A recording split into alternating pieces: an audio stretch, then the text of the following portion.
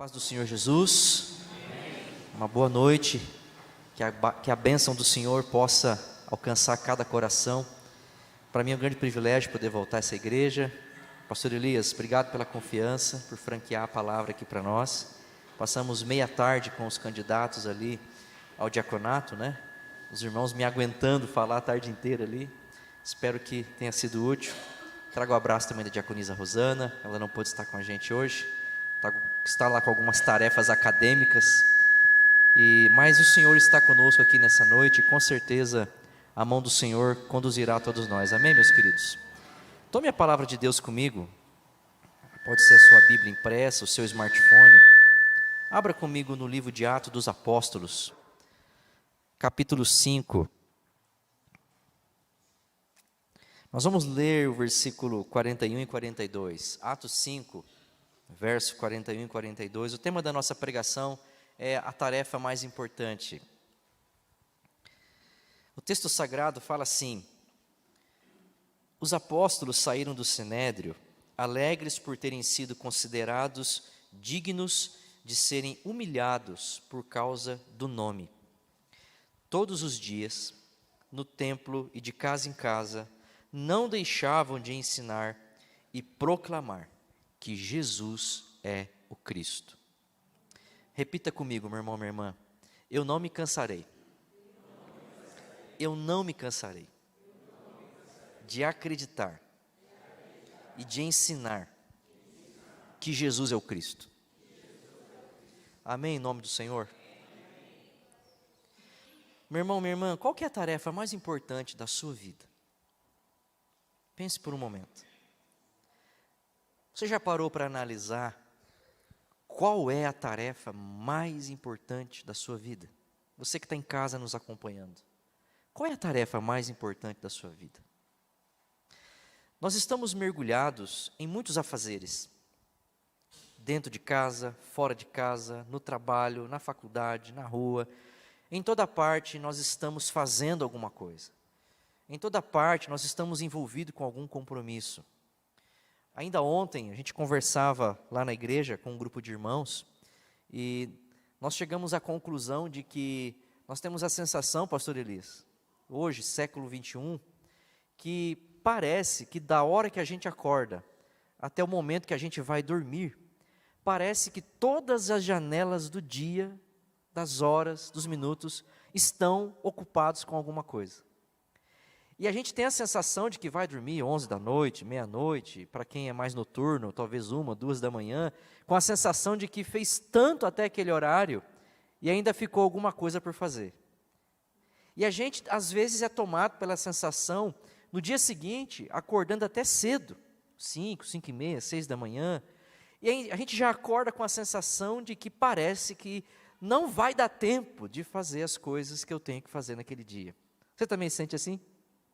Sim ou não? Pois é. Jesus também sentia isso, mas com um diferencial. Jesus sentia a angústia de que nunca há tempo suficiente para fazermos a tarefa de ganhar almas para Cristo. Uma vez Jesus estava no momento de almoço dele, com fome, cansado, e os discípulos chegaram até ele com uma boa porção de refeição, e eles falaram: mestre, o senhor não vai comer, o senhor está cansado, o senhor trabalhou até agora, é hora de almoço. E ele diz assim: a minha refeição é fazer dia e noite a vontade daquele que me enviou. Muita coisa é importante na nossa vida, meus irmãos, muita coisa mesmo. E o século 21 conseguiu convencer eu e você de que existem coisas muito mais importantes do que as outras, e que elas ficam competindo entre si dentro da nossa agenda. E o século 21 conseguiu convencer eu e você de que entre as coisas importantes da vida, nem sempre as coisas do reino estão em primeiro lugar. E eu não estou dizendo que nós não fazemos a obra de Deus. Não estou dizendo que nós abandonamos a obra de Deus. Estou dizendo que talvez nós, porque estamos tomados da sensação de que não há tempo, talvez tomados pela sensação de estresse e ansiedade, de que nunca há tempo suficiente, a gente está sempre devendo alguma coisa para Deus. Mas o Espírito Santo colocou no meu coração nessa noite que só tem uma coisa importante no reino de Deus. E essa coisa é proclamar o Evangelho aos perdidos. Não tem coisa mais importante para Deus, irmãos. Não tem coisa mais urgente para Deus. Não tem coisa mais necessária para Deus do que ver pecadores, pecadoras arrependidas dos seus pecados, confessando Cristo Jesus como Senhor e Salvador da sua vida. Não há coisa mais importante para Deus do que ver o saldo do inferno no negativo e o saldo da glória sempre no positivo. E a igreja faz parte desse processo. Eu li para vocês aqui, a pedido do diácono Ziel, o texto da grande comissão. Vão por todo mundo, pregue o evangelho a toda criatura, ensinem eles a guardar todas as coisas. Eu lhes dou poder para isso, lhes dou poder para aquilo. Façam discípulas, insistam, continuem, preguem, anunciem, mostrem, testemunhem, tirem as pessoas do inferno, disse Jesus. E dentre tantas e tantas coisas, esta é sem dúvida a ordem mais clara de Jesus. Não há no Evangelho ordem mais clara de Jesus do que essa. Jesus mandou fazer um monte de outras coisas, mas não existe uma ordem tão clara dizendo vá e faça isso. A prova do que estou falando é que a maioria de nós, quando ouve esse texto, quando lê esse texto, fica triste, porque a maioria entende o texto e percebe que talvez não está conseguindo obedecer o texto. Isso acontece com pastores, acontece com missionários, acontece com membros, mas o ponto é, meus irmãos, nós precisamos resgatar a tarefa mais importante. Deixa eu dizer algo a você nessa noite, antes que você se entristeça. Ganhar vidas para Cristo é fantástico. Ver vidas abandonando a idolatria, o vício, o pecado. Ver pessoas que, depois da aliança com Cristo, ficam irreconhecíveis porque abandonaram a sua antiga forma de viver e agora vivem a nova vida com Cristo, não tem preço. Ver crianças, homens, mulheres, idosos, abandonando os seus erros, abandonando os seus pecados, admitindo que Jesus é tudo na vida deles, é a tarefa mais importante da igreja, meus irmãos. Todo o resto corre o risco de ser em vão, se o mais importante não for a conquista de vidas para Cristo. O ministério, a pregação, as construções, as editoras, os livros, a teologia, tudo corre o risco de virar nada se não houver discípulos e discípulas na igreja de Jesus, arrependidos, arrependidas, aguardando a volta do triunfo do Filho de Deus. Corremos o risco de permitir ser absorvidos pela urgência da falta de tempo, diácono Zé, e deixar passar a oportunidade de ganhar vidas para Cristo. Eu quero rapidamente trazer essa reflexão, porque é algo que está ardendo no meu coração ao longo dos últimos dias, meus irmãos. Jesus está vindo. Como diz a minha esposa, Jesus está logo ali atrás daquela nuvem. E Ele quer ver os meus e os seus discípulos. Ele não quer ver as outras coisas. Ele quer ver os discípulos. Ele quer ver as vidas transformadas. Ele quer ver os adolescentes confessando Jesus. Eles querem ver os idosos saltando de alegria pelo Evangelho. Eles querem ver os pastores começando de novo todos os dias estudos bíblicos. E Jesus quer sonhar com uma igreja que deu a sua vida para que outros pudessem ter Cristo. Nessa semana a gente amargou a triste notícia da morte de um pastor de uma missão evangélica lá na África, lá no Quênia, não sei se vocês acompanharam. A gente conversou um pouco no grupo dos pastores, uma notícia muito triste, não é pastor da promessa, mas é pastor. Foi sequestrado no Quênia por terroristas e perdeu a sua vida. Um homem novo, 40 anos é novo, né, gente? É um menino, né, Zé? Um garoto, né? Infelizmente deixou esposa e filhos, mas deu a sua vida pela obra e o seu sangue vira semente no campo missionário. Mas essa notícia não pode ser mais uma daquelas notícias tristes que a gente assiste no Datena e já emenda no futebol. Tem gente dando sangue para arrebatar alguns do fogo. Tem gente dando a própria vida para alguém participar de uma ceia. Você pode glorificar a Deus por isso? Esse homem deu a vida dele. Não sabemos o que os terroristas fizeram com ele. Não se sabe ainda onde está o corpo dele. O que se sabe é que ele morreu por amar Jesus no campo missionário. Eu li para vocês Atos, que combinado com Mateus, fala de tudo isso que eu estou pregando essa noite. Depois que Jesus sobe ao céu, os discípulos são batizados com o Espírito Santo, amém? Amém, promessa? Atos 2? Amém, igreja? Diz a Bíblia que o Espírito Santo vem, toma o lugar, dá línguas de fogo, dá dons. Pedro se levanta cheio de autoridade, começa a pregar, e muita gente começa a chegar na igreja. Mas também começa a chegar os problemas, as adversidades, os inimigos. E os apóstolos começam a ser perseguidos, oprimidos, não porque eles, têm problemas de caráter. Eles começam a ser perseguidos e oprimidos porque eles estão ocupados com a coisa mais importante. Eles estão anunciando que Jesus é o Salvador. Eles estão anunciando que Jesus morreu, mas ressuscitou. Eles estão anunciando que Jesus ressuscitou porque Deus aceitou o sacrifício que Jesus fez na cruz para perdoar o meu e o seu pecado. E que diante desse fato, eles não podem se calar. Eles têm que de manhã, de tarde, de noite avisar. Jesus ama você, Jesus quer salvar você. E em breve Ele voltará com poder e grande glória. E aí, eles são tomados pela necessidade de pregar, de evangelizar e de preparar novas pessoas no reino de Deus, o discipulado. E aí eles ensinam um método que é infalível, gente. A igreja procura tantos e tantos métodos, mas ao invés de nós pensarmos em crescimento, nós temos que pensar em discipulado. Porque é isso que Jesus deixou, esse é o método que os apóstolos aplicaram e deixaram registrado para nós. Discípulos na família, discípulos na igreja, discípulos na cidade. Repita comigo, discípulos na igreja, com fé, promessa, discípulos na igreja, discípulos na cidade, discípulos na família. Está lá Jairo com a sua filha entre a vida e a morte, e ele sai desesperado atrás de Jesus. Ele não conhece Jesus. Talvez ele nem goste de Jesus, porque ele era fariseu.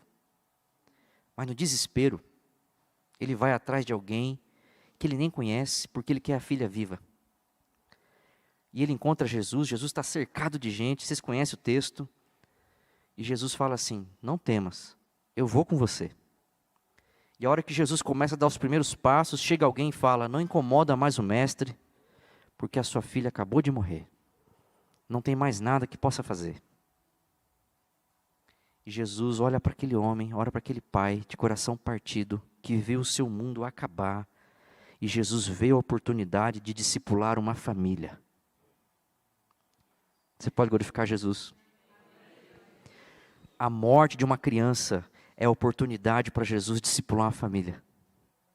A tragédia numa família é a oportunidade para o evangelho crescer. O fim da vida de alguém nas mãos de Jesus é uma oportunidade de um recomeço de uma nova vida. E Jesus vai com o homem até a casa. E Jesus não é muito dentro da curva, Jesus é totalmente fora da curva.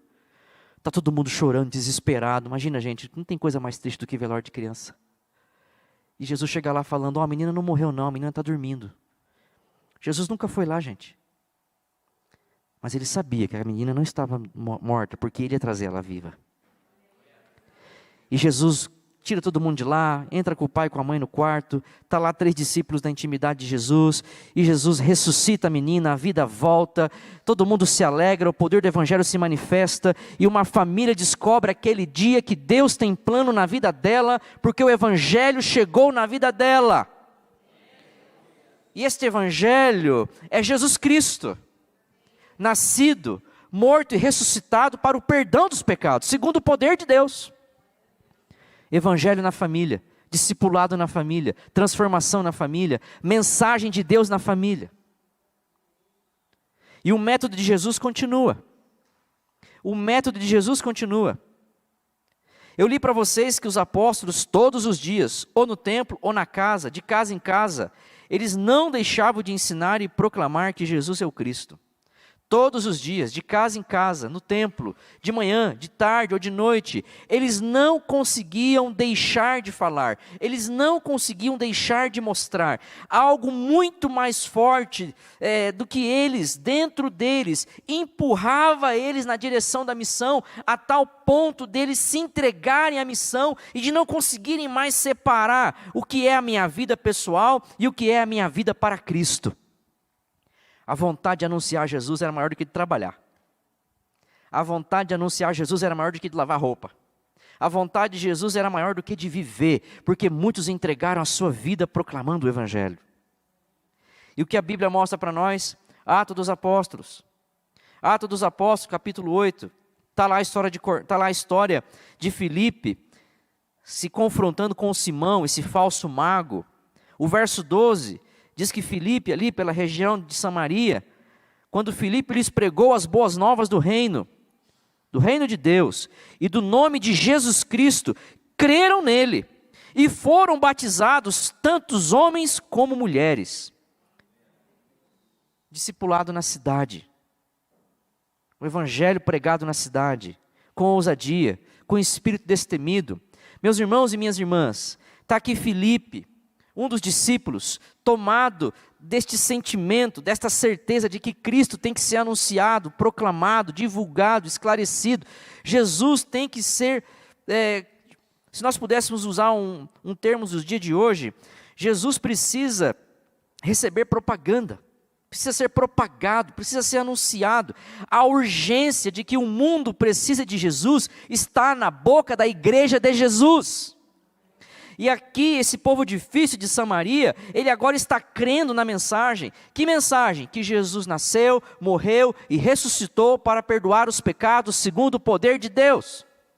Não há outra mensagem para esse povo, não há outro assunto para esse povo, não há outra pauta para esse povo, não há nada mais importante do que Jesus para o seu povo.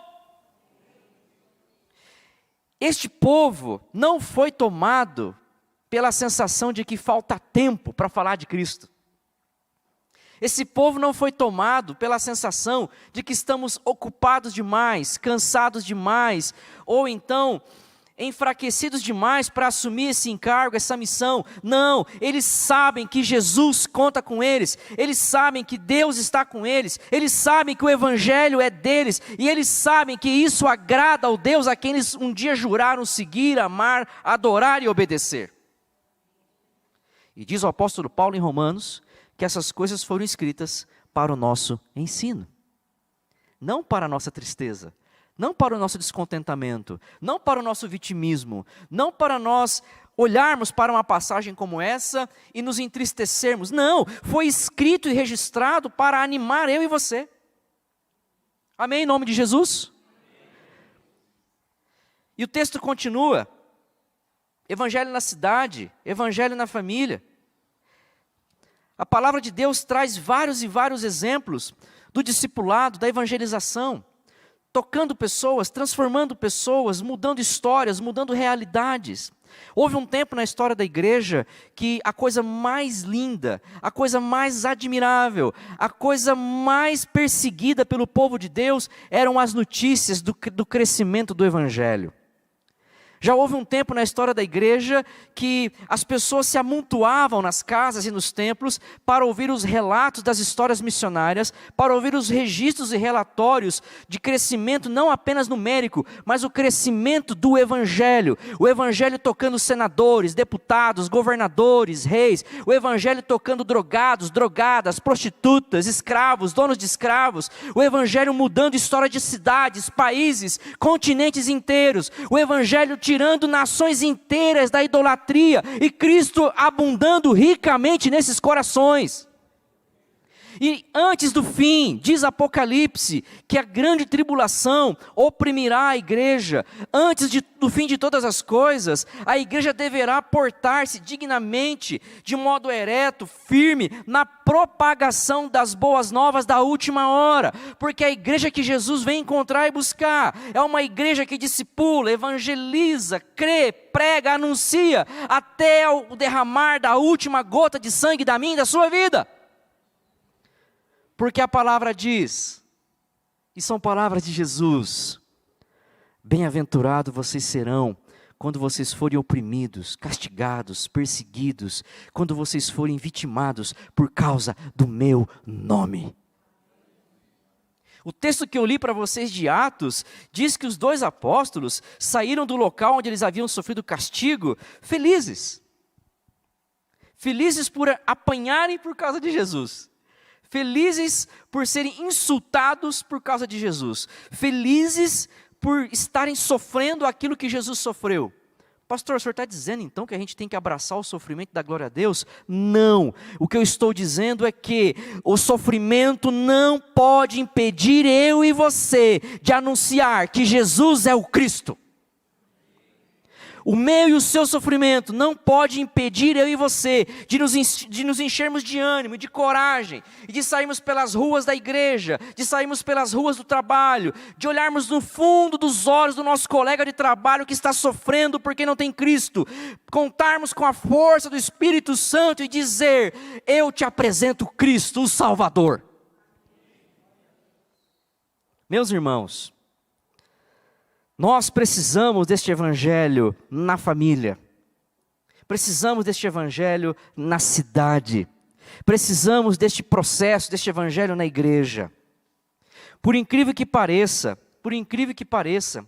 nós somos a geração com mais acesso disponível a conteúdo bíblico e a informação bíblica de qualidade.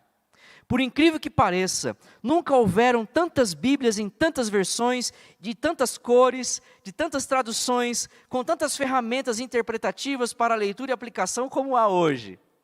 Nunca houve tantas pessoas religiosas do cristianismo disponíveis para ajudar, orientar e conduzir alguém ao caminho do Senhor. No entanto, contraditoriamente ou não, nunca houve tanta gente perdida sem Jesus como há hoje. Nunca houve tanta gente desigrejada como há nos dias de hoje. Nunca houve tanta gente de mal da igreja como há nos dias de hoje. Nós precisamos fazer algo a respeito, irmãos. Nós precisamos fazer algo a respeito.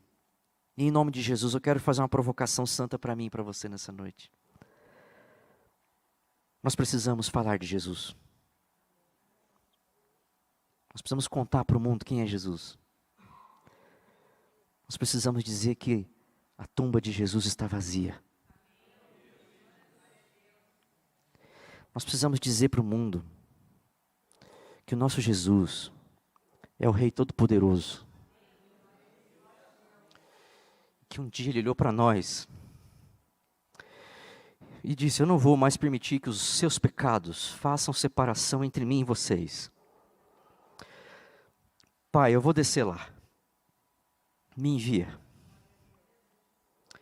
Deus chama o arcanjo Gabriel. Arcanjo, vá até a Galileia. Procure uma moça chamada Maria. Diga a ela que ela vai conceber do Espírito Santo. Jesus começa a tirar a sua roupa de rei. Começa a tirar a sua coroa de glória. E se preparar para se transformar num bebê. E por um passe da glória poderosa da graça de Deus, de repente o trono fica vazio. E o útero de Maria se enche. E o que tem dentro dela é obra de Deus. Milagrosamente, o que não cabia no céu, Deus pôs dentro do útero de uma mulher. E essa criança vai crescendo, essa criança nasce, não é uma criança normal, é o filho inaudito de Deus. No dia que esse menino nasce, todos os anjos, arcanjos, querubins e serafins vêm honrar o seu nome. na presença de 3 pastores humildes, eles cantam Hosana nas alturas. O nascimento de Jesus deixa o céu vazio, gente. E Jesus vai crescendo, ele toma o corpo como o meu e o seu. Ele sofre, ele sangra, ele tem dor, ele tem fome, ele tem sede. Para amar eu e você. Para amar o seu amigo depressivo, para amar o seu colega divorciado, para amar as pessoas que estão escolhendo uma sexualidade que não é que Deus planejou. Jesus vem, Jesus nasce, Jesus se humilha, Jesus prega, Jesus ensina, Jesus jejua, Jesus bate boca com o diabo no deserto, Jesus bate boca com os fariseus, Jesus se humilha. Jesus olha para Pilatos e se entrega para Pilatos, um homem pior que ele 1000 vezes. Mas ainda não é a humilhação total. Jesus tem que ser espancado, quase até a morte. Jesus tem que ser coroado com uma coroa ridícula de espinhos. Jesus tem que ver o seu couro cabeludo ser cortado e ver as suas veias sangrarem. Ele não consegue enxergar porque o sangue corre na vista dele. Ele cai uma vez, cai 2 vezes carregando uma cruz que não é dele. E tudo que ele escuta são impropérios. E por que tudo isso, pastor? Por que essa tragédia? Porque ele ama um povo que não ama ele. Porque ele não quer abandonar um povo que não abandonou ele. Porque ele não quer desistir de mães que desistiram dos seus filhos abortando as crianças. Porque ele não quer desistir de senhores de escravos que judiam os seus escravos. Porque ele não quer desistir de uma igreja que não quer segui-lo. Ele quer amá-los até o fim. Mas ele não quer amar com palavras, ele quer amar com o seu sangue, ele quer amar com a sua vida, ele quer amar com o seu exemplo.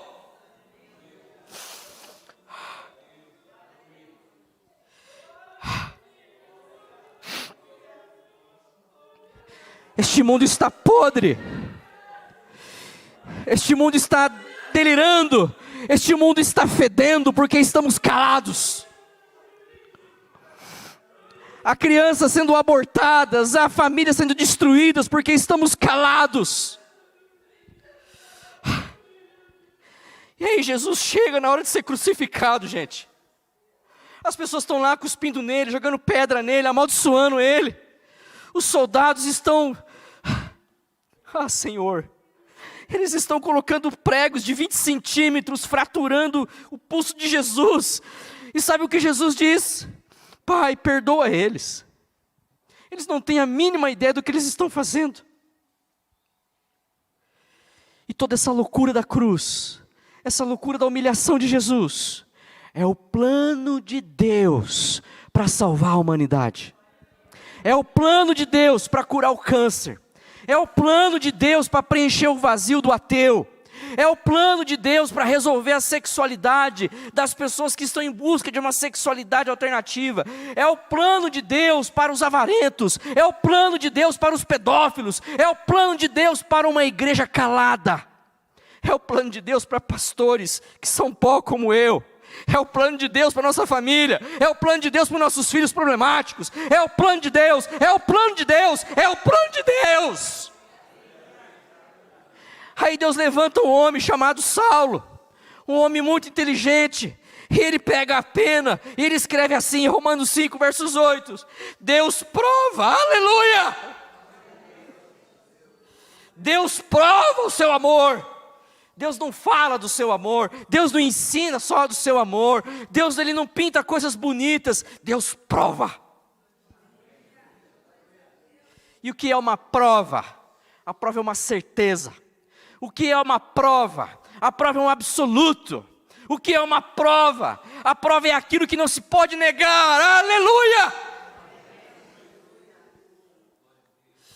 A Bíblia diz que Deus prova o seu amor por nós, quando Cristo morreu por nós. Esta mensagem a ONU não tem. Esta mensagem nenhum partido político tem. Esta mensagem a nação mais poderosa do mundo não tem. Esta mensagem nenhum organismo humanitário tem. Esta mensagem é a mensagem da igreja. É a sua mensagem, meu irmão, minha irmã. É a minha mensagem, meu irmão, minha irmã. É a nossa mensagem. Por que estamos com medo? Por que estamos calados? Se nós temos o poder do Evangelho. A morte foi vencida. O túmulo está vazio. Jesus está glorificado. Está consumado. Jesus venceu. Fomos perdoados. Fomos reconciliados com Deus. Satanás foi vencido, a morte foi vencida, o pecado destruído, a culpa apagada, a ira de Deus aplacada. Nós estamos com Cristo, em Cristo, para a glória de Cristo. Aleluia, Jesus. Aleluia, Jesus. Aleluia, Jesus. Mas para quê? Mas para quê? Mas para quê? Diz o profeta Isaías. E eu invoco agora o poder da profecia do profeta Isaías. Abra a sua boca e eu a encherei, diz o Senhor. Lá vai Pedro e João para a oração do templo. Bendito é teu nome, Jesus. Tem um aleijado lá na porta, pedindo esmola. Eles não têm grana, não têm dinheiro, mas eles têm o Evangelho. E em nome de Jesus eles curam o homem. E entram no templo. E aquilo vira uma confusão enorme. E aí chegam as autoridades dizendo para eles: vocês estão proibidos de ensinar sobre esse nome. Está proibido falar de Jesus de Nazaré. E aí Pedro, cheio do Espírito Santo, Santo, Santo é Jesus. Nós não podemos deixar de falar do que temos visto e ouvido. Que Jesus nasceu, cresceu e morreu para perdão dos nossos pecados. Arrependam-se, porque o reino de Deus está próximo. E eles resistem, açoitam os apóstolos, e levam eles para Herodes, levam eles para Pilatos, levam eles para um monte de gente, e uma nota só está na boca dos apóstolos: Jesus nasceu, morreu e ressuscitou para resolver a nossa vida. Jesus nasceu, morreu e ressuscitou para termos paz com Deus. Jesus nasceu, morreu e ressuscitou para que a nossa família seja boa, perfeita, equilibrada, ajustada. Jesus nasceu, morreu e ressuscitou para que eu não seja avarento, para que eu ajude o próximo. Mas o mundo oprime eles, o mundo deles oprime eles, é inimigo deles. E o que eles fazem?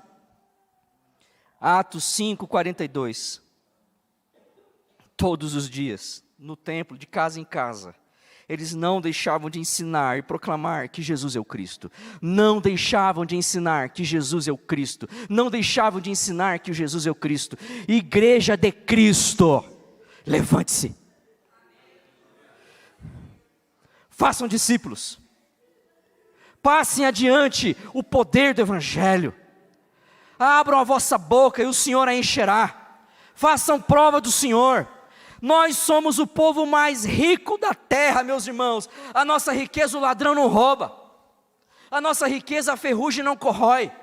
A nossa riqueza bolsa de valor nenhuma quebra. A nossa riqueza homem nenhum aniquila. Ela é Cristo. Ela é Cristo. E é grande demais para ficar só dentro de mim e de você. É grande demais para guardarmos só aqui dentro do templo.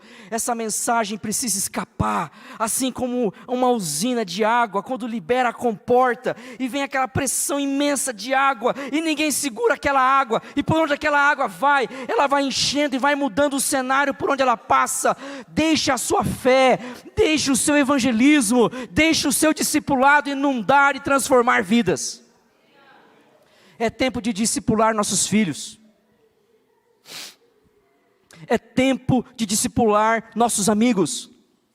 É tempo de discipular a cidade. É tempo de ganhar vidas para Cristo. Quanto pior o mundo se tornar, melhor para a igreja trabalhar. Quanto mais fracassos houverem nos planos humanos, mais oportunidades para a fé amadurecer nos corações, porque a fé é a certeza das coisas que não se vê, mas das coisas que se esperam. Eu quero terminar a minha mensagem contando uma lição que o Espírito Santo me deu. A gente não pode nunca duvidar do poder de Deus na nossa vida, irmãos. A gente não pode nunca duvidar de que a gente é um instrumento na mão de Deus. Quando eu recebi o meu chamado, há uns 10 anos atrás, eu tinha muita dúvida se era isso mesmo. E eu tinha um amigo, budista, e ele chegou no meu escritório, e ele conversando ali comigo sobre questões jurídicas, que a gente estava prestando um serviço para ele. Uma voz falava no meu coração, fala de Jesus para ele. Fala de Jesus para ele. O tempo todo, pastor Elias. Eu não ouvia nada do que ele falava, irmãos, eu só ouvia, fala de Jesus para ele. E de repente, no meio da conversa, eu parei o assunto e falei, Marquinho, você acredita em Deus? Ele, que conversa é essa, Eduardo? Você acredita em Deus? Ele, começamos a conversar, aí ele falou que era budista, que praticava a fé dele assim, assim, assado. Aí a voz falou, fala que Jesus morreu por ele. E eu, travando, fala que Jesus morreu por ele. Eu já tinha recebido meu chamado. Falei de Jesus para ele. Falei da cruz de Jesus. Falei da ressurreição de Jesus. Falei do amor de Jesus para ele. Aí ele começou a falar, cara, meu casamento acabou semana passada. Começou a contar a história dele. Aí nós choramos junto. Aí, enfim, saímos dali. Nunca mais vi o Marcos. Nunca mais vi o Marcos. Mudei de Marília. Nunca mais encontrei com ele. Um dia de férias na cidade lá. Fui visitar a mãe. Estou andando no comércio. Quem que eu encontro? O Marquinho. Eu estava na calçada daqui, ele na calçada de lá. Ele altão, assim, bem grande, 2,2 metros de altura. Ele lá de longe me viu e gritou, Eduardo! E veio correndo que nem uma criança. Eu não entendi nada, né? Aí eu percebi que era ele. Ele, cara, eu preciso te contar. Eu recebi Jesus como Senhor e Salvador da minha vida. Meu casamento foi refeito. Estou servindo a Deus na igreja. Sou líder de um pequeno grupo, cara. Obrigado, obrigado. A minha vida é a melhor de todas agora. Nunca deixe de falar de Jesus para alguém. Nunca deixe de falar de Jesus para alguém. Estou lá em Sergipe, fui pregar num retiro lá. No último dia do retiro de carnaval, muitos jovens vieram receber oração. Muitos jovens envolvidos com criminalidade, droga, uma destruição só, irmãos. E eu não guardei a fisionomia dos meninos. Fizemos a oração ali, e eu preguei a última noite. O tempo passou, estou lá na Assembleia Geral, lá em Sumaré.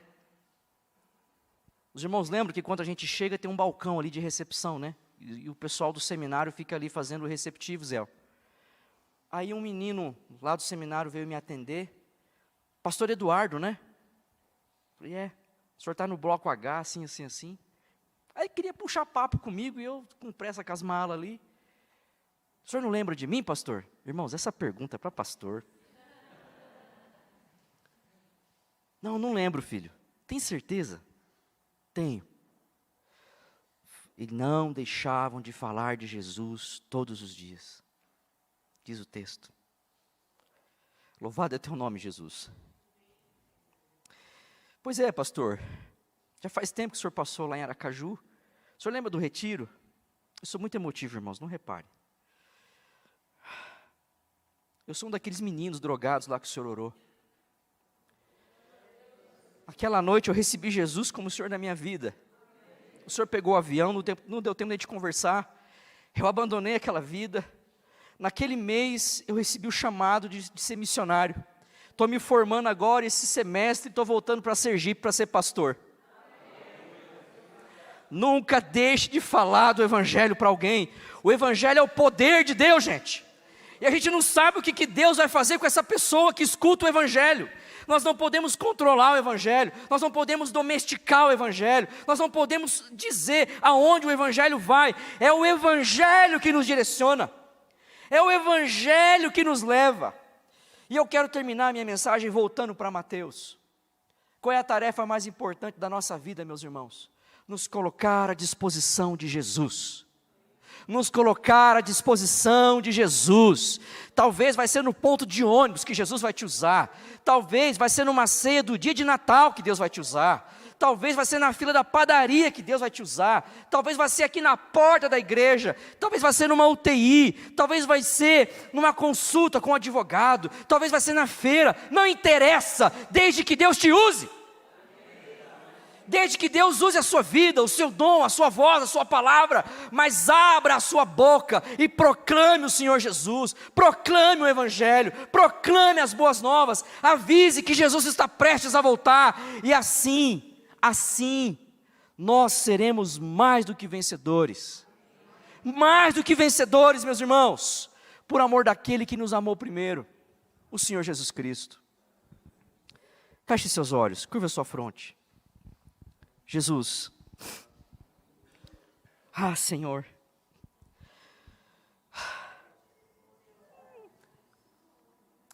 ajuda a gente, Jesus, a gente precisa de poder, Senhor. Senhor, eu quero esse poder, Jesus, de dar a minha vida pela sua cruz, porque o Senhor deu a sua glória pela minha vida.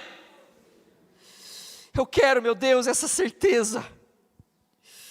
Jesus, nós essa noite nos humilhamos humildemente, porque queremos ser usados por Ti, Senhor. Queremos, meu Deus, acima de tudo, ser esta igreja ousada, mas humilde.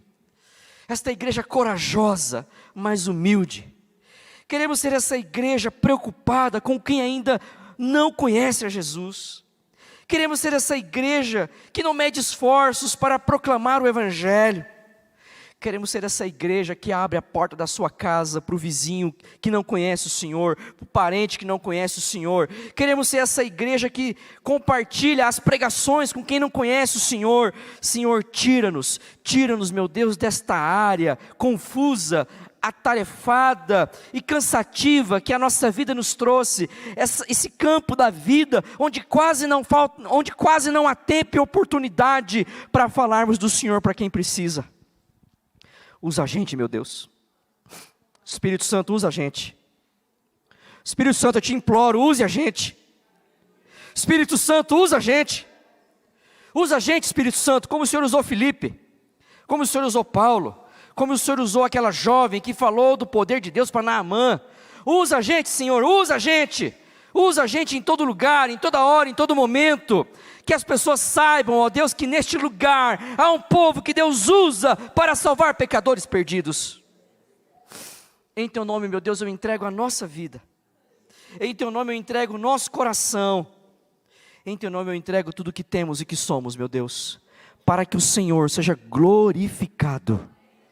Para que a gente seja edificado, e que os perdidos encontrem o Senhor verdadeiramente. Em nome do Senhor nós oramos, amém e amém, meu Deus. Meu irmão, minha irmã, esteja aberto ao mover de Deus. Ele chega de repente, e o mover de Deus quer provar para mim e para você, que nós somos sim, os instrumentos de Deus. Não tenha medo de se apresentar, não tenha medo de falar, não tenha medo de orientar. Deixa Deus usar você, do jeito que você é. Compartilhe o muito ou pouco do Evangelho que você tem. E a gente vai ver gente transformada pelo poder de Jesus. Que Deus abençoe a tua semana em nome de Jesus.